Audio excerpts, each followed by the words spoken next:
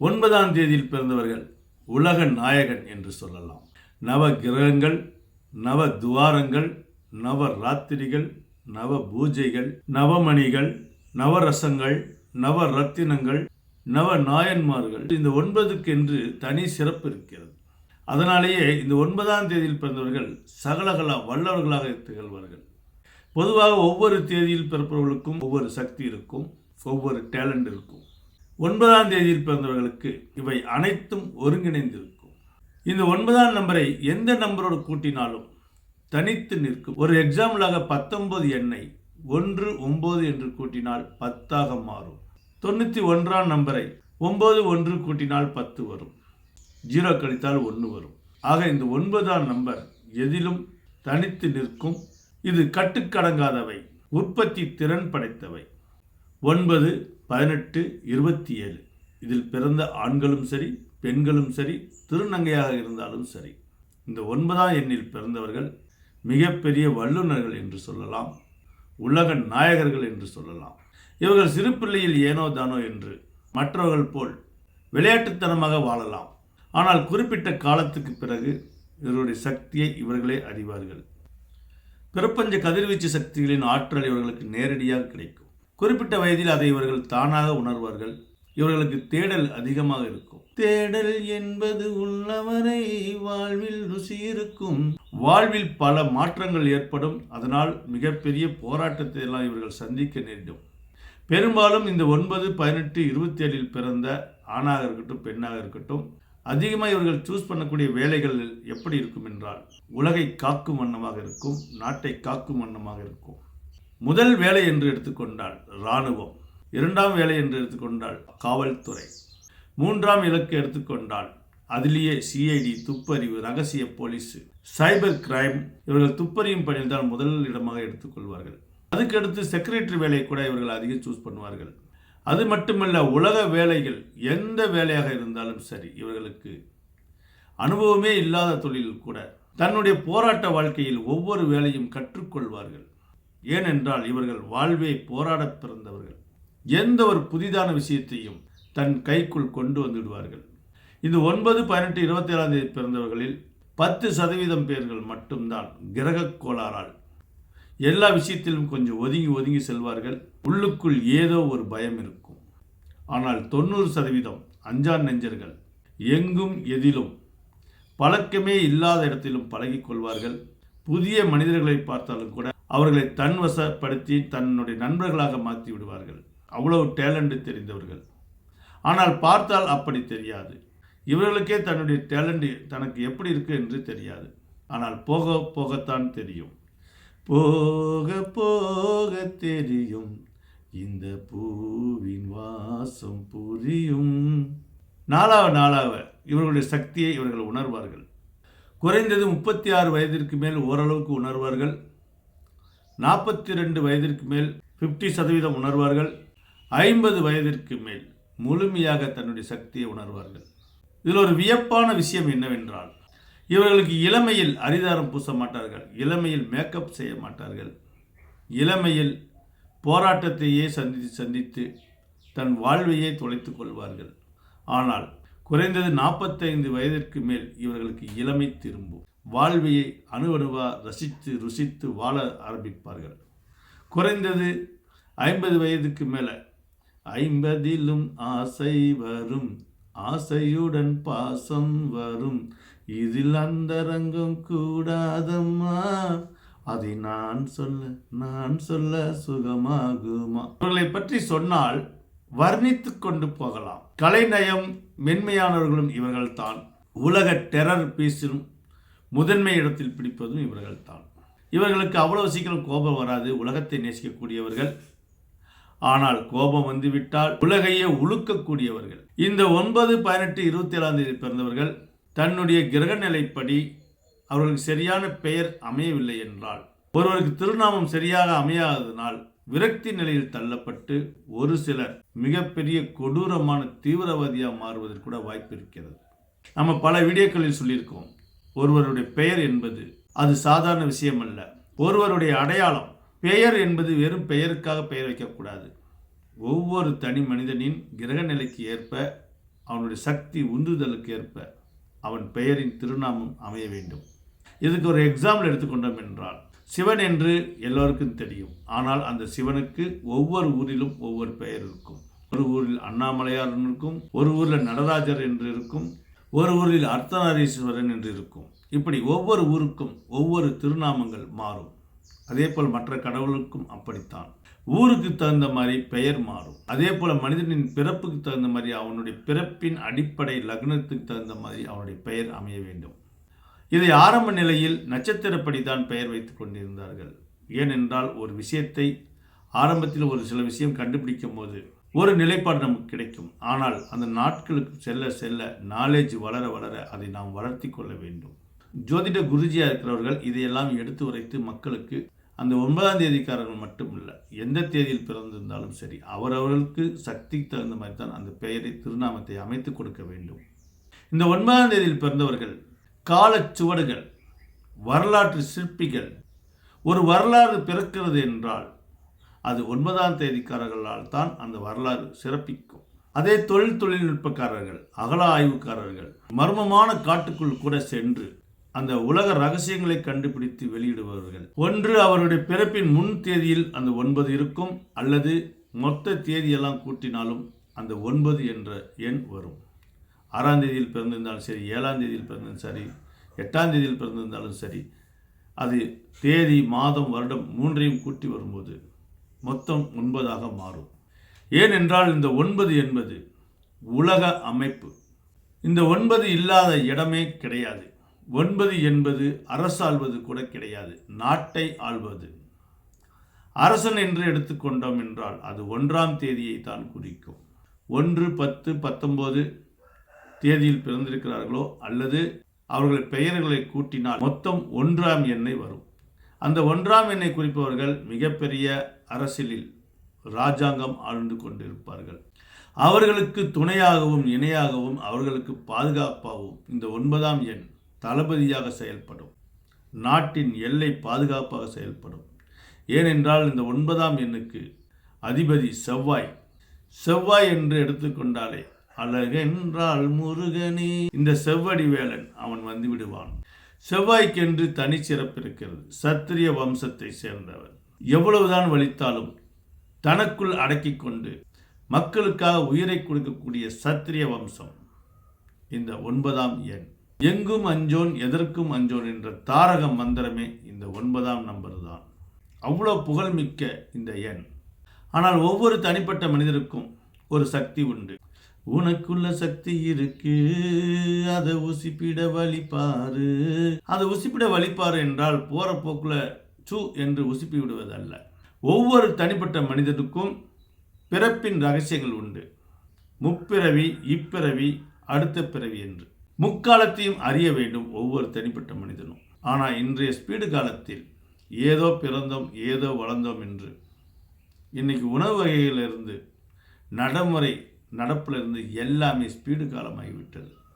எதுக்கெடுத்தாலும் take it easy என்ற சொல்லை எடுத்துக்கொண்டு அசால்ட்டாகவே வாழ்ந்து கொண்டு தான் ஏன் பிறந்தோம் எதற்கு பிறந்தோம் என்று நினைக்காமல் ஏதோ பிறந்தோம், ஏதோ மனிதன் பிறந்து விட்டான், அவன் ஏதோ மரம் போல் வளர்ந்து விட்டான், அந்த மாதிரி இல்லாமல் அதே 9இல் பிறந்தவர்கள் குறிப்பிட்ட வயதிற்கு மேல் சிந்திக்க ஆரம்பித்து விடுவார்கள். இவர்கள் எப்பொழுது சிந்திக்க ஆரம்பிக்கிறார்களோ அப்போ இருந்து நாட்டுக்கும் நல்லது, அவருடைய வீட்டுக்கும் நல்லது.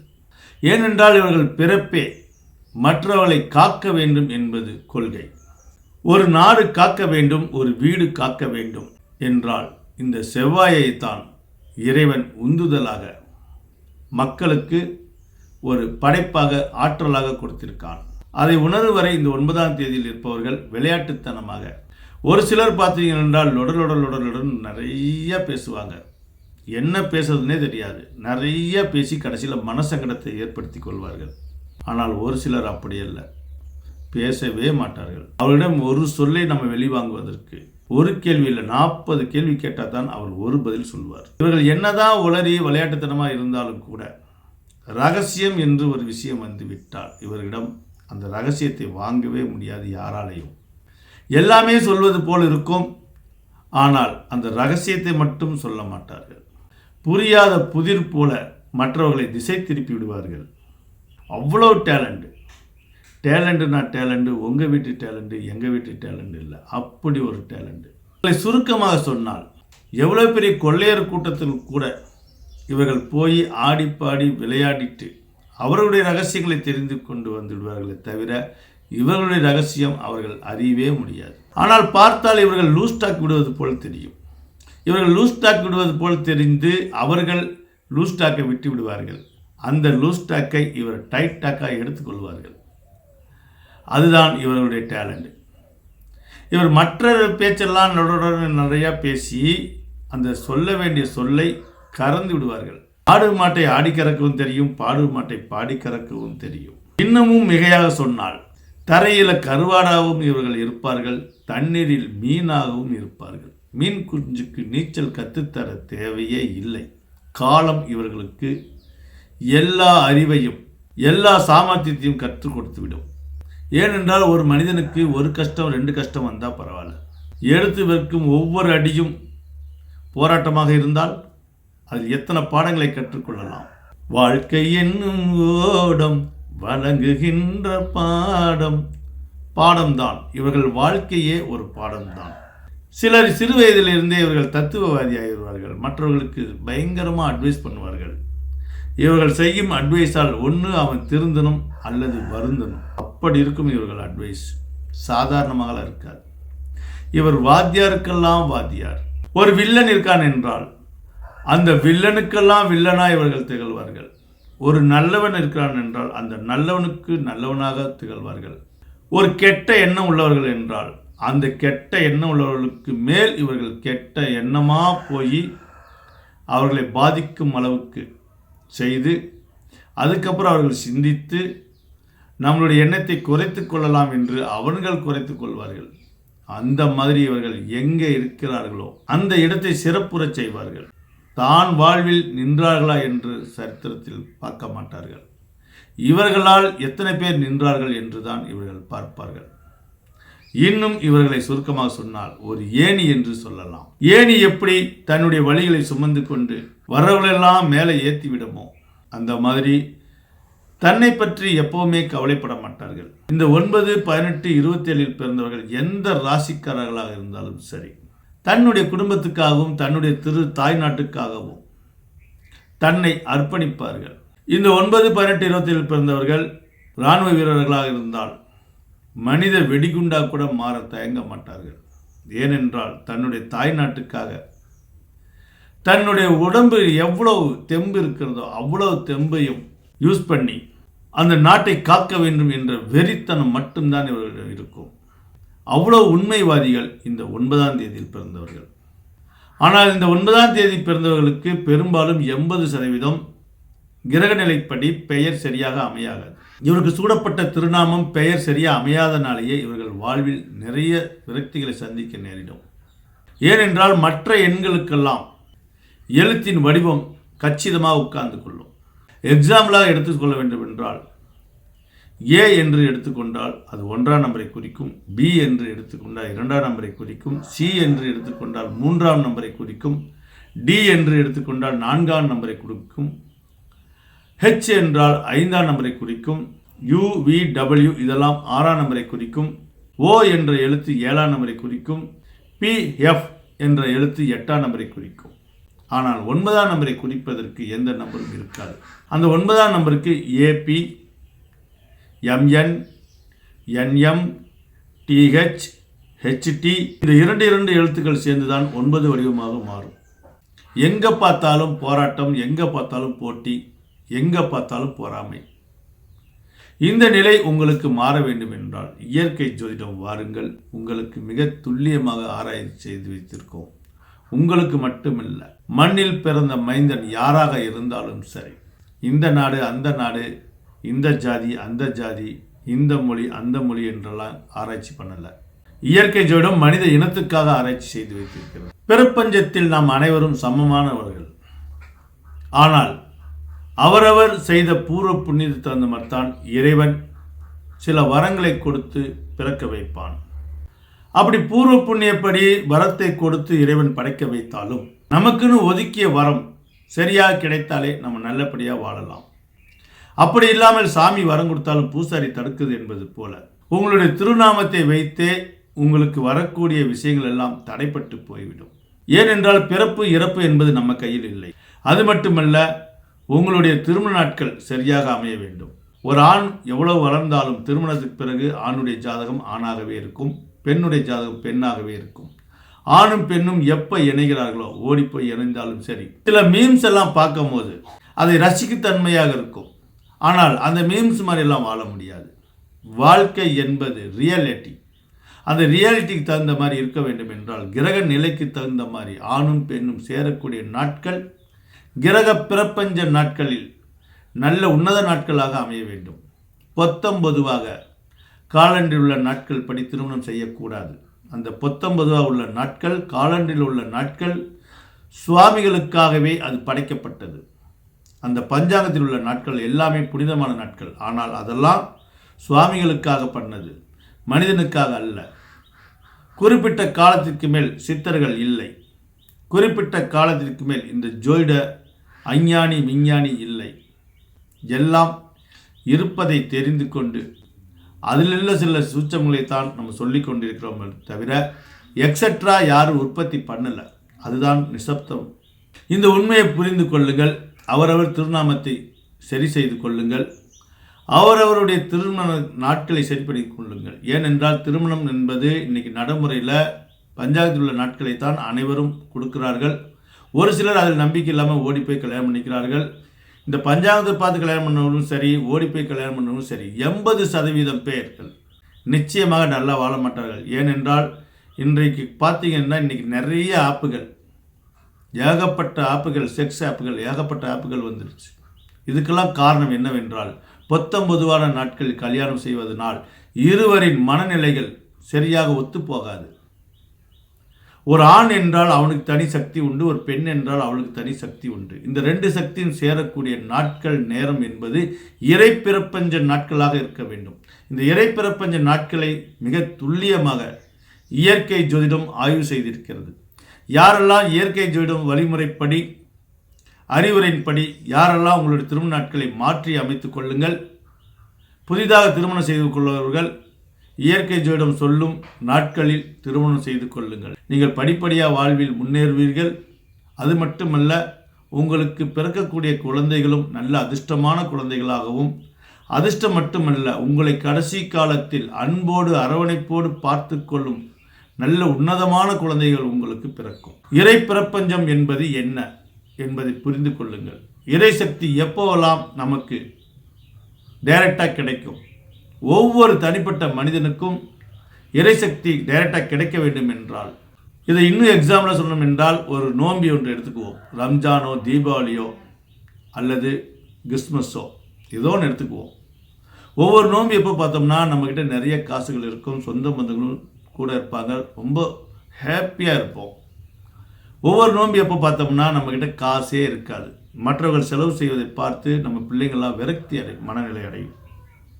இதற்கெல்லாம் காரணம் என்ன என்றால், ஒரு குறிப்பிட்ட நாள் என்பது ஒரு ரம்ஜானாக இருக்கட்டும், ஒரு தீபாவளியாக இருக்கட்டும், ஒரு கிறிஸ்துமஸாக இருக்கட்டும், உங்களுடைய ஃபேடான நாட்களில் அந்த நோம்பி வந்து விட்டால் உங்களால் அதை ஈடுகட்ட முடியாது.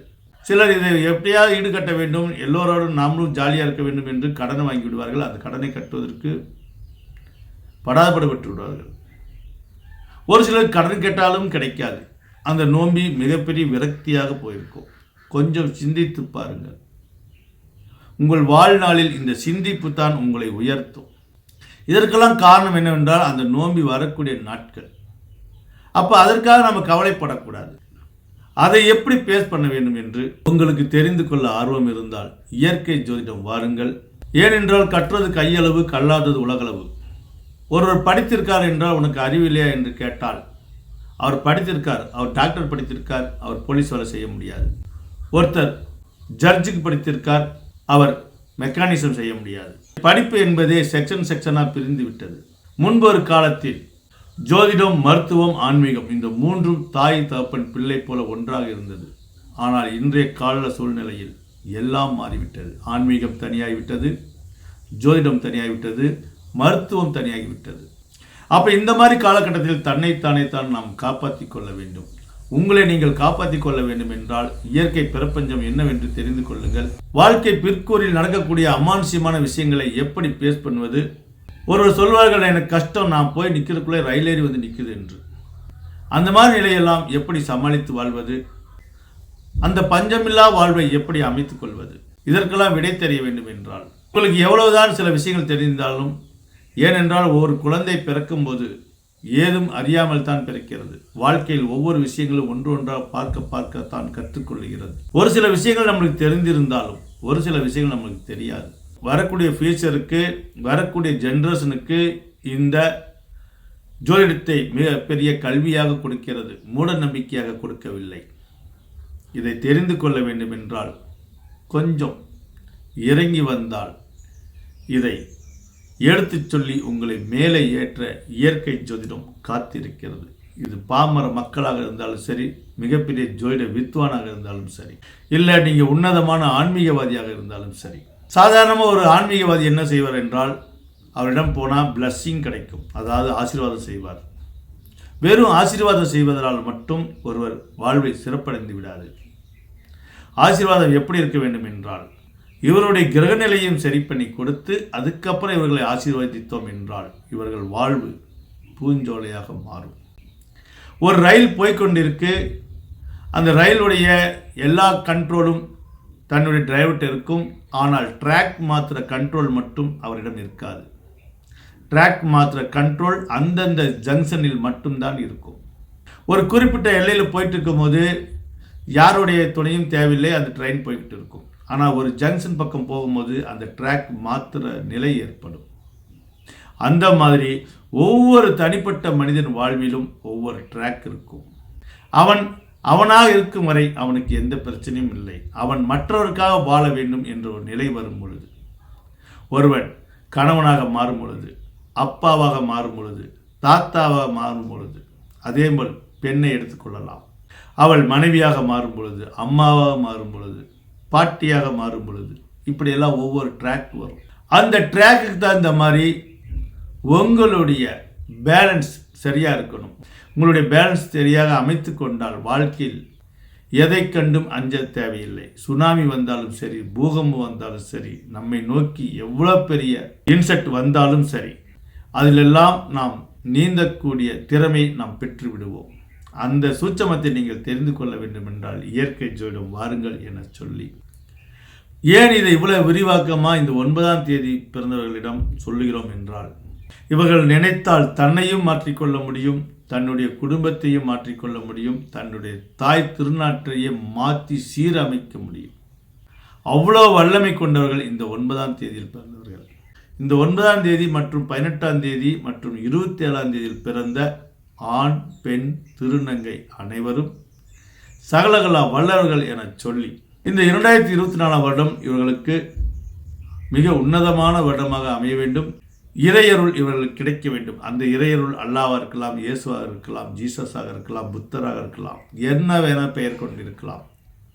ஆக மொத்தம் அவரவர் மதத்துக்கு தகுந்த மாதிரி அவரவருடைய கடவுள் இவர்களுக்கு எல்லா அருளையும் புரிய வேண்டும் என்று எல்லா இறைவனிடம் கோரிக்கை வைத்து, இயற்கை ஜோதிடம் குருஜியாக அனைத்து கடவுளிடம் இவர்களுக்கு துவா செய்து, உங்கள் வாழ்வு சிறப்படைய வேண்டும், உங்களால் மற்றவர்களும் சிறப்படைய வேண்டும் என சொல்லி மீண்டும் அனைவருக்கும் என் நெஞ்சார்ந்த வணக்கத்தை தெரிவித்துக் கொள்கிறேன்.